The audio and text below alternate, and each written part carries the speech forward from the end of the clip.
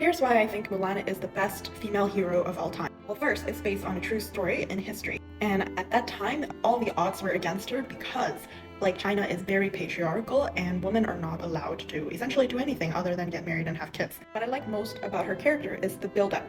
They describe a woman who did not fit into the traditional ideals of what a woman in China at that time should be, was feminine, knows how to pour tea, knows how to recite poems as she did in the beginning. But she was more a carefree, fun-loving girl, and she was also very witty. But that didn't get to be applied because she was supposed to be a good, obedient housewife to support a husband. And when she failed that role for her family, it was dishonor for her entire family. But what she is an independent thinker, and she went out on her own to save the entire family, took on a huge amount of risk to pretend to be a boy to go to war on behalf of her family. This is what I like most about how Disney built her character trope. She did not start out being amazing. She actually started out as an underdog. Very clumsy, very weak, typical female, and didn't know how to act or didn't know what to say, what to talk, which is realistic because the girl has been at home her entire life taking care of chickens. And as she tried to fit in with brute force, of course she gets rejected because there's no way she could be a better man than all these men that were around her. But what I like the most is when she accepts defeat, she tried her best, but then she didn't give up and started applying her wit